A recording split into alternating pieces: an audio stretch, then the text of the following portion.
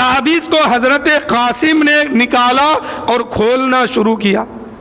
खोलते हैं तो क्या देखते हैं कि उस तावीज़ में मेरे अब्बा हुजूर ने यानी इमाम हसन ने साफ लफ्ज़ों में लिखा है कि मेरे बेटे, मेरे नूरे नज़र, मेरे लख्ते जिगर, मेरे दिल के सुरूर, एक दिन मेरा भाई हुसैन मक्तले करबला में होंगे।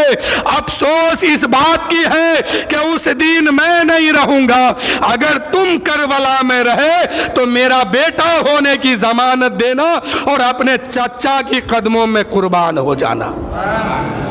इस तावीज को लेकर के आते हैं और कहते हैं कि आका हुसैन, मुझे इजाजत लेने की अब जरूरत नहीं है, शहादत की सनद मेरे बाप ने मुझे दे के गया है। शहादत की सनद मेरे बाप ने मुझे दे करके गया है।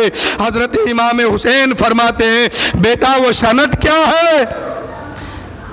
तो हज़रत कासिम ने कहा देखिए मेरे बाप ने ख़त लिख के गया है, इस तावीज़ में मेरे बाप ने साफ लफ्ज़ों में लिखा है कि मेरे बेटे एक दिन ऐसा आएगा मेरे भाई पर कि वो मक्तले करबला में होंगे। अफसोस है कि उस वक्त मैं नहीं रहूँगा। अगर तुम करबला में रहे तो मेरा बेटा होने की ज़मानत देना और मेरे भाई के कदमों में कुर्बान हो जाना और नाना की शरीयत को बचा लेना। अब हज़रत इमाम कासिम को इजाज़त मिल गई, मैदान करबला में उतरे हैं। हज़रत कासिम का मुकाबिला बड़ा शहज़ोर था। अरज़ख नाम का एक पहलवान यजीदी खेमे में था जो हाथी के बराबर ताकत रखता था। इनसे कहा गया कि जाओ कासिम बिन हसन से मुकाबिला करो। तो अरज़ख नाम का जो पहलवान था ना, ये सोचा कि ज़रा भर के बच्चे से मैं कैसे मुकाबिला करूँगा, सबसे बड़ी ताकत वाले मैं कैसे मुकाबिला करूँगा, मेरा नाम ख़राब हो जाएगा, मेरा नाम डूब जाएगा कि इतनी बड़ी ताकत के मालिक ज़रा भर के बच्चे के मुकाबले में उतरा है। इसलिए अरज़क नाम का जो पहलवान था वो 4 बेटे के साथ करबला के मैदान में यजीदी लश्कर में था। उसने एक बेटा भेजा इमाम कासिम के मुकाबले में। हज़रत कासिम ने एक ही वार में उसके बेटे को फिनारे जहन्नम कर दिया। दूसरा बेटा भेजा, इमाम कासिम की तलवार चली, गर्दन कट गई, बेटा ज़मीन में तड़प रहा था। अरज़ख गुस्से में लाल पीला हो गया, लेकिन उतर नहीं रहा है कि मैं उतरूंगा तो दुनिया कहेगी इतने बड़ी ताकत के मालिक ज़रा भर के बच्चे के मुकाबले में, इसलिए उतर नहीं रहा है।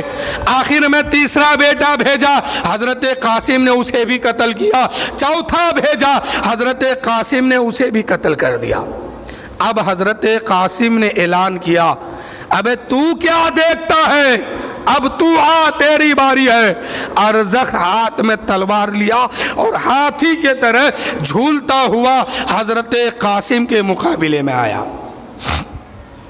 हाथी के तरह झूलता हुआ कासिम के मुकाबले में आया। इधर इमाम हुसैन ने देखा कि मेरे बच्चे के मुकाबले में यजीदी लश्कर में सबसे बड़ी ताकत आया है। हजरत इमाम हुसैन ने करबला के गरम रेत पर सजदा करते हैं और अल्लाह से फरियाद करते हैं मेरे मालिक मेरे बच्चे की लाज रखना। दुश्मनों का सबसे बड़ा पहलवान मेरे बच्चे के मुकाबले में है। अल्लाह ताला ने इस दुआ को कबूल फरमाई। इधर हजरत कासिम ने कहा ए चचा सर उठाइए, खुदा ने सुन लिया। ये देखिए हैदर की तलवार चमकी है और दुश्मनों की लाश तड़प रही है, उसको भी कत्ल कर दिया मेरे आका इमाम कासिम ने। हजरत इमाम कासिम ने फरमाया अरे तू इतनी बड़ी ताकत का मालिक है, इतना डिंगे झाड़ता है और कहता है कि मैं ये करूँगा वो करूँगा, अभी तो तुम्हें घोड़े के जीन को संभालने के भी अकल नहीं है। देख तेरा घोड़े की जीन जो है वो नीचे गिर गया, وہ نیچے دیکھا، حضرت قاسم نے ایک تلوار کی وار اتنی طاقت سے کی کہ اس کا سر پہ گرا، اور سر کو چیرتے ہوئے، سینے کو چیرتے ہوئے، کمر کو چیرتے ہوئے، گھوڑے کی پیٹھ کو کاٹ کر کے وہ تلوار زمین پہ جا کے رکی ہے۔ یہ قاسم کی طاقت ہے۔ اذان نہیں ہوگی، کتنے بجے؟ کتنا بجے کی جائے؟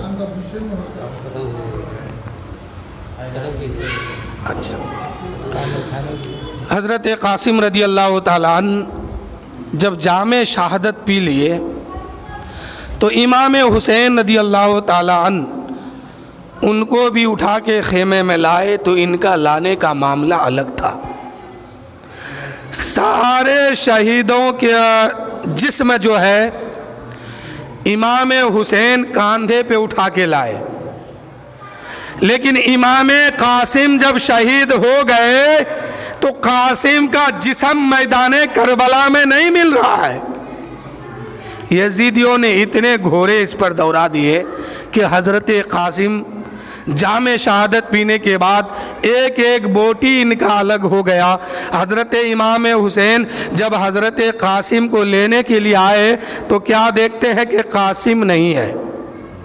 اللہ کی بارگاہ میں فریاد کی، مولا قاسم کہاں ہے؟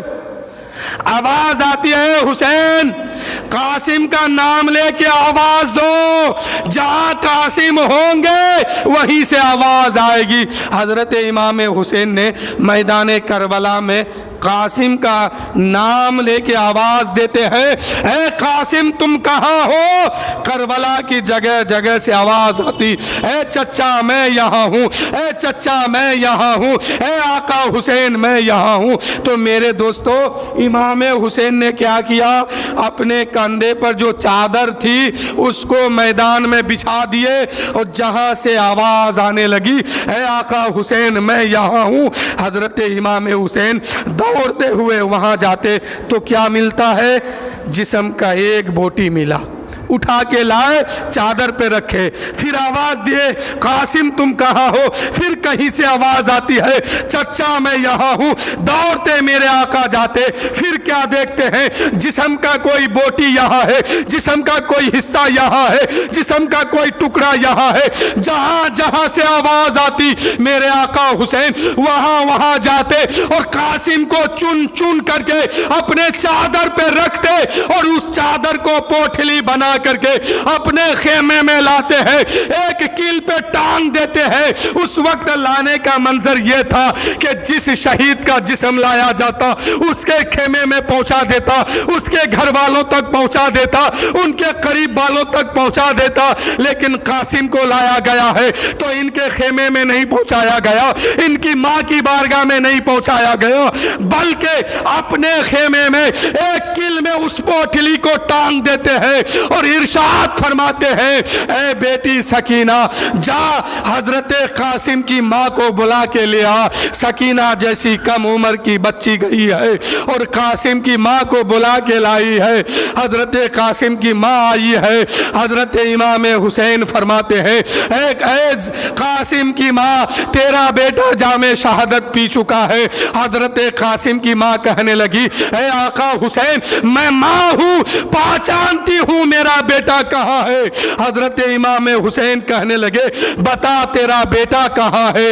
حضرت قاسم کی ماں کہنے لگی اس پوٹلی میں جو لاش بندھی ہوئی ہے اسی میں میرا بیٹا قاسم ہے، اور اللہ کا شکر ادا کرتی ہوں کہ میرا بیٹا شہادت کا مقام پا چکا ہے اور جام شہادت پی چکا ہے۔ کمال کا حوصلہ تھا کربلا کے شہیدوں کا، کمال کا حوصلہ تھا کربلا کے شہیدوں کا، جہاں پر صبر کرنا مشکل تھا وہیں پر شکر کر کے دکھا دیا۔